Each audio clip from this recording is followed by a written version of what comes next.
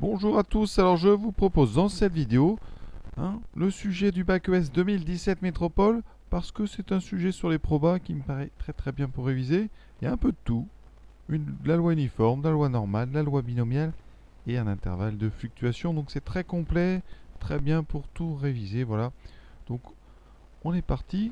Première chose qu'on nous dit, c'est que dans cet exercice, donc tous les résultats seront arrondis au millième, donc ce qu'on appelle à 10-3, donc on verra à chaque fois bien veiller à respecter cette consigne. Donc on commence tout de suite. On a 4 questions, vous voyez. La première, on va parler de la loi uniforme. Alors, donc un supermarché dispose de plusieurs caisses. Un client se présente, va attendre un certain temps T1, d'accord, T1, et T1, eh bien, c'est une variable aléatoire qui va donner donc le temps d'attente. Et on vous dit que ça suit la loi uniforme sur l'intervalle 0, 12. Alors ça veut dire quoi? Ça veut dire d'abord que le temps T1 prend ses valeurs entre 0 et 12. Voilà, vous attendrez ici entre 0 et 12 minutes, puisque l'unité, c'est les minutes. Ensuite, qu'est-ce que ça signifie une loi uniforme? Eh bien, ça signifie tout simplement que vous avez autant de chances d'attendre donc 1, 2, 3, 4, 5, 6, 10 minutes. Voilà. Ça veut dire que le temps d'attente va être réparti uniformément sur cet intervalle 0,12. Alors pour ça, on va parler de fonction de densité. Ça veut dire que pour calculer bien la probabilité d'attendre, on va se baser donc sur une fonction dont la courbe est une horizontale. Ici. Et donc, eh bien, c'est réparti, vous voyez, de la même façon au début, au milieu et à la fin de l'intervalle 0,12. Ici, on sait que quand on fait une fonction de densité, il faut bien comprendre une fonction de densité, c'est une fonction qui va permettre de calculer des probabilités avec des aires. Donc, un exemple rapide, si vous voulez savoir quelle est la probabilité que vous avez d'attendre bien moins de 4 minutes, vous allez calculer l'aire qui est entre 0 donc, et 4, d'accord? Sachant que l'aire totale entre 0 et 12 vaut 1. 100% ici des données sont entre 0 et 12, vous attendez entre 0 et 4, donc vous voyez une petite proportionnalité. Et donc, pour calculer ça, on va mesurer des largeurs d'intervalle. Donc ici, l'intervalle total fait 12. Si par exemple je m'interrogeais sur l'intervalle 0,4, eh bien il représente 4 unités sur 12 au total. Donc vous avez 4 chances sur 12 de vous trouver dans la zone que j'ai assurée. Donc vous aurez une probabilité de 4 douzièmes. Donc ici on vous dit quoi? On vous dit quelle est la probabilité qu'un client attende au moins 5 minutes. On va d'abord traduire ça sous forme de probabilité. Donc la probabilité qu'on cherche, la probabilité que T1 soit supérieur à 5, puisqu'on va attendre au moins 5 minutes. Une première remarque déjà, dans les probabilités continues, comme ce genre de probabilité, ça veut dire où on peut voir toutes les valeurs entre 0 et 12, eh bien, la probabilité de supérieur ou égal, c'est la même que la probabilité de strictement. Ça veut dire que ici, on peut très bien enlever le supérieur ou égal, ça ne changera rien, donc au moins 5 minutes, on n'a pas besoin de se demander si le 5 est dedans ou pas, ça ne changera rien à la probabilité. On va calculer des aires, nous. Ici, vous avez donc la possibilité d'attendre entre 0 et 12 minutes et vous voulez savoir quelle probabilité d'attendre donc entre 5 et 12. Donc, puisque c'est réparti de façon uniforme, l'intervalle qui vous intéresse va de 5 à 12, donc il mesure 7 minutes sur les 12 au total. Donc vous aurez, si vous tapez au hasard, bien 7 chances sur 12 de tomber entre 5 et 12 si le total est de 0 à 12. Vous voyez, vous avez en fait ici tout simplement un segment qui va de 0 à 12. Vous voulez taper au hasard entre 5 et 12, sachant que vous êtes sûr d'arriver entre donc 0 et 12. Donc ce qu'on pourrait faire pour mieux illustrer ça, on efface tout ce qui n'est pas entre 0 et 12. Voilà, ça n'existe pas. Et donc vous allez choisir au hasard un point sur ce segment, 0,12, et vous demandez la probabilité d'arriver entre 5 et 12. Donc, logiquement, c'est assez simple. C'est donc la largeur de l'intervalle qui va de 5 à 12, donc on fait 12 moins 5, c'est pour ça que je parle depuis tout à l'heure de 7, et on divise par la largeur totale, 12 moins 0, c'est-à-dire 12. Vous avez donc 7 chances sur 12 d'attendre entre 5 et 12 minutes, sachant qu'au maximum vous attendrez 12. Donc voilà, c'est tout simple, vraiment c'est une histoire de largeur d'intervalle, et donc c'est pour ça que le plus important quand on définit une loi uniforme, c'est le support. C'est-à-dire ici, le départ, on est sur 0,12. Rien n'existe en dehors de 0,12. Voilà. Et vous allez choisir vraiment au hasard un nombre entre 0 et 12. Quel est le temps de moyen d'attente? Eh bien, vu que vous allez choisir au hasard entre 0 et 12, eh bien, en moyenne, eh bien, on imagine forcément que la moyenne d'une loi uniforme, c'est tout simplement le milieu de l'intervalle. Donc, la réponse de la question B, c'est du cours direct.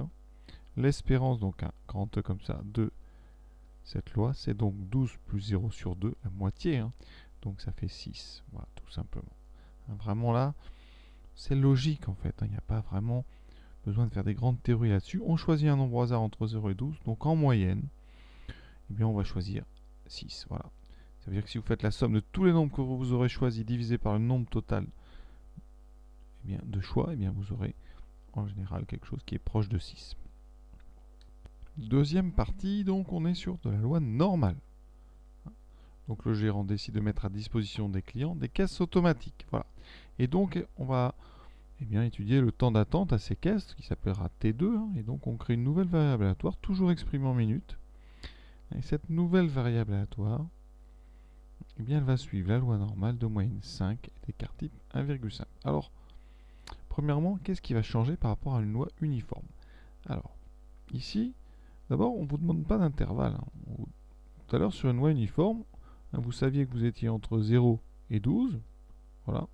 Et puis, je vous ai dit, pour calculer, on va créer une fonction ici. Il faut que sous cette courbe, l'air soit 1. Donc, tout à l'heure, de 0 à 12, la fonction, elle avait une hauteur 1/12. Comme ça, le rectangle ici que je viens de tracer doit contenir 100% de votre donnée. Ici, on parle d'une loi normale. Ça veut dire que la courbe ne va plus être une horizontale. La courbe qui va servir à calculer les probabilités à l'aide d'air, ça sera cette forme-là, ce qu'on appelle la courbe de Gauss, une courbe en forme de cloche, avec un axe de symétrie qui est au niveau de la moyenne. Ici, c'est la moyenne, vous voyez. L'écart type 1,5. Voilà. Et comment on calcule une probabilité? Ici, on vous demande par exemple la probabilité qu'on attend entre 0,75 et 6 minutes. Et bien sûr, le dessin, on va placer 0,75. Donc 1, c'est ici. Donc on est par là, 0,75. 6 minutes, c'est ici. Voilà. Et donc, il faut bien comprendre que sous cette courbe verte, on doit avoir 100% ici des données. Donc là, nous, on va s'intéresser à cet air, l'air que je suis en train d'assurer en rouge, donc entre 0,75 et 6. Voilà. C'est comme si vous choisissiez un point au hasard sous la courbe, c'est entre la courbe et l'axe horizontal, et vous vous demandez quelle est la probabilité que vous aviez de tomber dans la zone que je suis en train d'assurer. Voilà.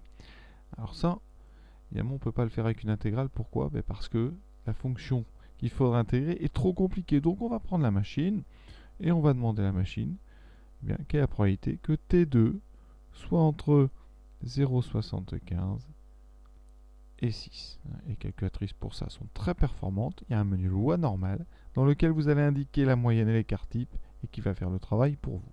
Sur les Casio, vous allez dans le menu statistiques et vous trouvez ça dans les distributions.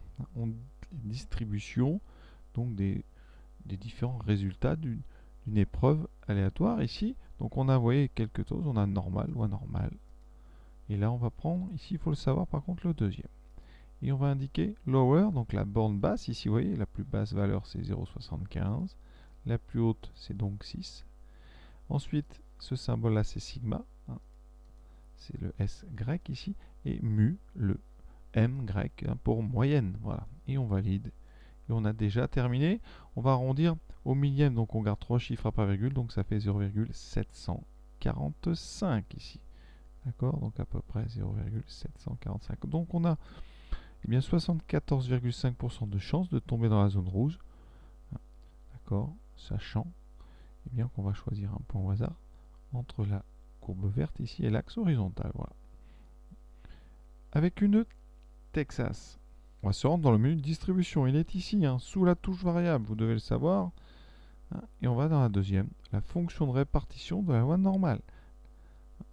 C'est celle qui sert à calculer, à donner directement les probabilités à partir de la fonction de densité. Ici, on valide. Et vous voyez, on a la même chose. On vous demande une borne inférieure, une borne supérieure.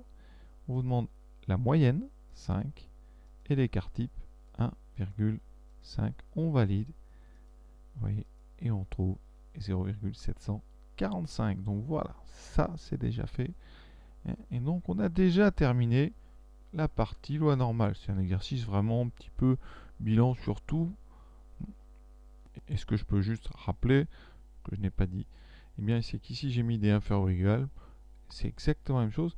La loi normale, c'est une loi continue. Ça veut dire qu'on peut prendre une infinité de valeurs entre 0,75 et 6. Et donc, mais il faut savoir que dans ce genre de loi continue, eh bien, ici, les strictement ou inférieurs ou égales n'ont pas d'importance sur le résultat. D'accord? Et donc, vous ne devez pas vous demander est-ce que je prends le 6, est-ce que je ne le prends pas, ça n'a pas d'importance, le résultat sera le même. D'accord? Et donc, eh bien, ça va être différent quand on va utiliser des lois qui ne sont pas continues, c'est-à-dire des lois où on n'a pas une infinité de valeurs. Et ça, l'exemple que vous avez dans le programme de TES, c'est la loi binomiale. Et là, qu'est-ce qui se passe? Donc, les caisses tombent souvent en panne. Le nombre de caisses est n égale 10. La probabilité donc d'une panne, c'est 0,1.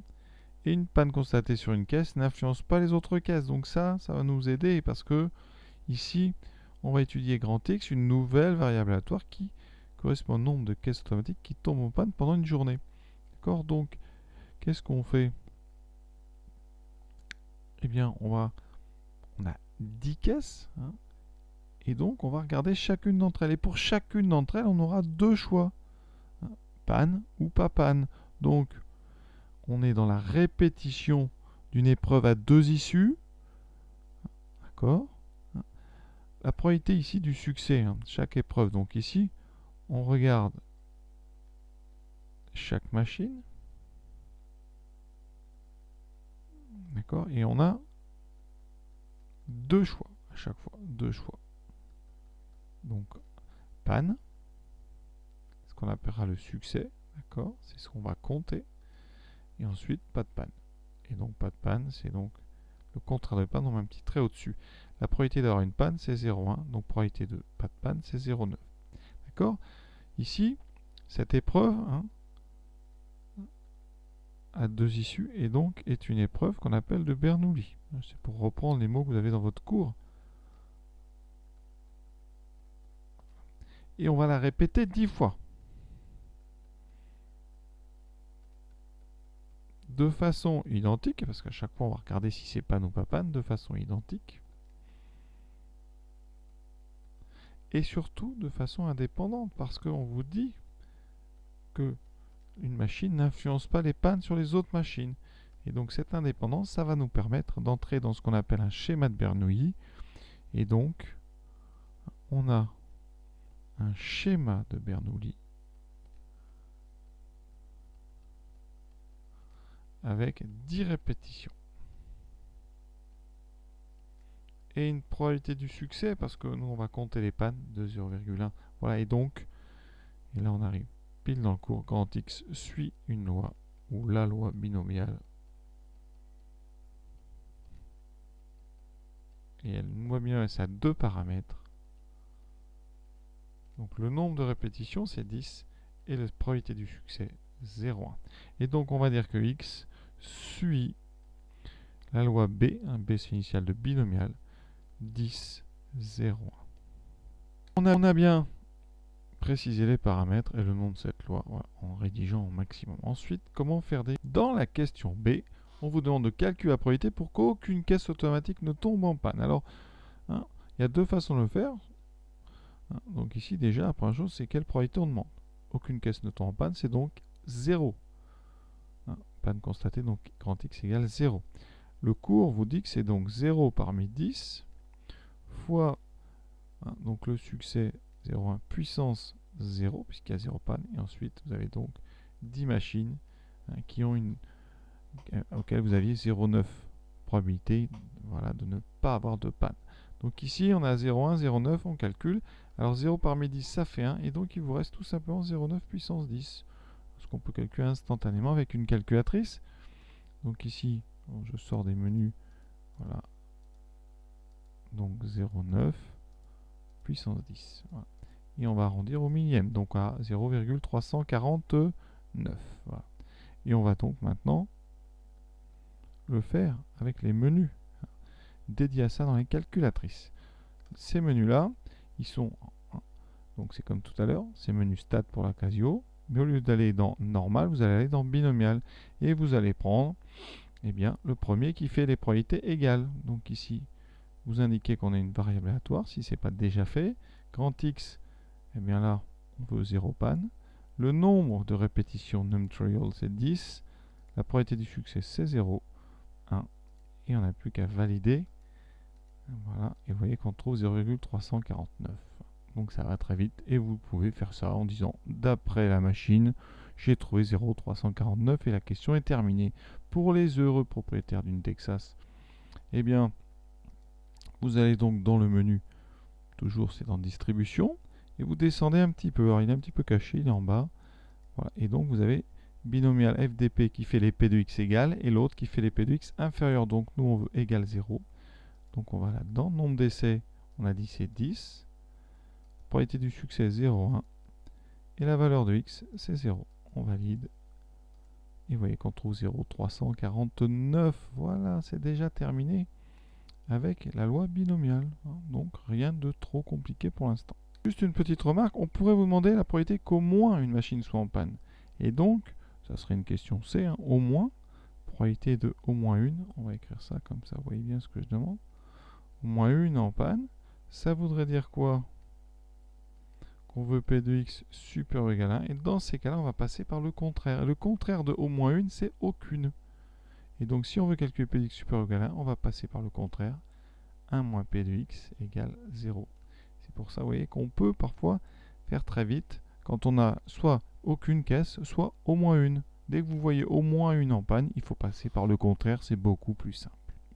Quatrième question, donc maintenant sur la devanture, le gérant indique plus de 90% des clients sont satisfaits. Voilà.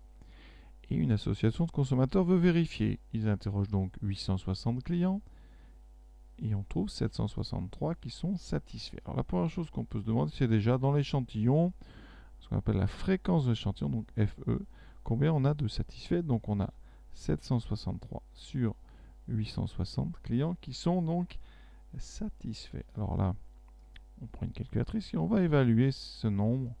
763 divisé par 860. Je vais garder 3 chiffres par virgule. Ça donne 0,887. Donc à peu près 0,887. Ce qui donne donc 88,7%. Alors on nous annonce plus de 90. Est-ce qu'on doit se dire qu'on nous ment ou est-ce que c'est normal? Il peut y avoir des fluctuations d'échantillonnage. Ça veut dire que quand en moyenne quelque chose est de 90%, vous pouvez, quand vous prenez un échantillon, tomber sur des nombres beaucoup plus petits que 90%. Voilà. Tout cela dans le domaine évidemment du raisonnable. Et nous, on apprend en terminale à trouver un intervalle de fluctuation dans lequel vous trouverez 95% de tous les échantillons. Et donc, on estime normal de se trouver dedans. Et donc, on va le calculer. Alors, l'échantillon, cet intervalle de fluctuation, la formule, vous la connaissez peut-être. Il faut la connaître, mais elle n'est pas simple. Et donc, je vais vous le donner. Alors, les conditions d'application, il faut les connaître. Il faut, pour utiliser un intervalle de fluctuation, que n soit supérieur à 30. Ce qui est le cas ici. Ici, on interroge 800 clients. Donc 860, effectivement, c'est plus grand que 30. Donc ça, c'est bon. Il faut que n fois la probabilité qu'on nous annonce soit plus grand que 5. Ici, donc le n, c'est 30. Je vais les noter. Pardon, n, c'est 860. Voilà. Et p, c'est le 90. Donc on va se baser sur du 90. Si on a plus, tant mieux. Donc ça sera 0,9. Donc on va tout faire avec ces deux nombres-là.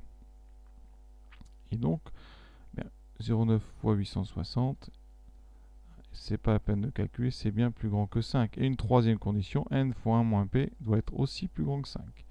Ça fait donc 0,1 fois 860, ça c'est facile à calculer, ça fait 86. Voilà. Et donc, c'est bien supérieur ou égal à 5. Les trois conditions sont vérifiées. On peut donc faire un intervalle de fluctuation asymptotique à 95%. Cet intervalle, qu'on peut appeler I860, puisqu'il correspond à un échantillon de taille 860, pour le trouver, c'est la formule suivante. Donc P moins Donc 1,96, racine carrée de donc, P fois 1 moins P, divisé par racine carrée de n. On peut mettre tout ça sur une seule grande racine, mais on va l'écrire comme ça nous aujourd'hui.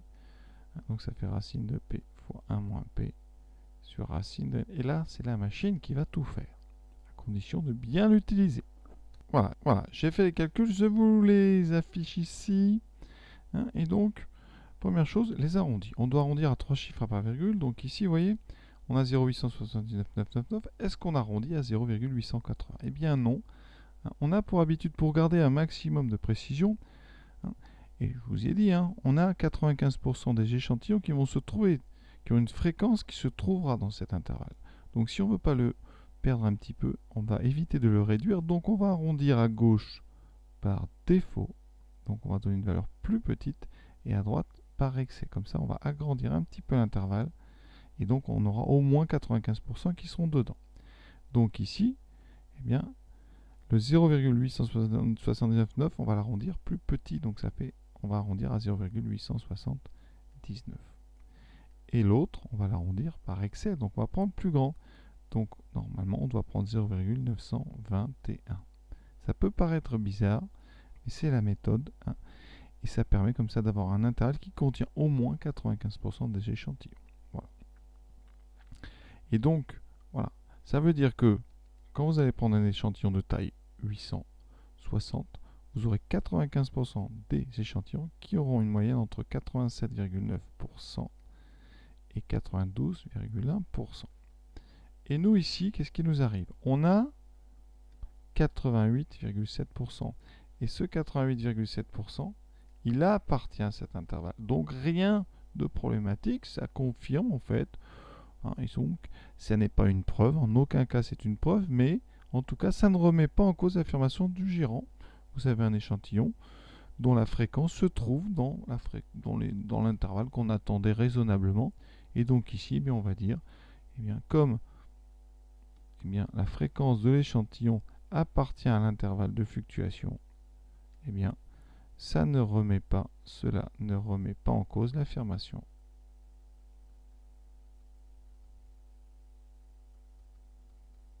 Voilà. Et c'est tout ce qu'on peut dire. On ne va pas en dire plus, parce qu'après on dirait des bêtises. En tout cas, je dirais des bêtises. Donc je répète les choses importantes. Tout d'abord, première question, pourquoi de la fluctuation? Parce qu'on vous donne, ici, une probabilité de la population globale, c'est-à-dire de tous les clients. Donc c'est pour ça qu'on va se permettre, puisqu'on a une probabilité globale, de faire un intervalle de fluctuation qui est beaucoup plus intéressant et précis que de l'estimation. Donc dès que vous avez la probabilité ou le pourcentage global, vous faites de la fluctuation. Et ensuite, vous utilisez cette fluctuation pour déterminer si l'échantillon dont on vous parle, eh bien, remet ou ne remet pas en question donc le chiffre de 90% ou la phrase de quelqu'un. Voilà.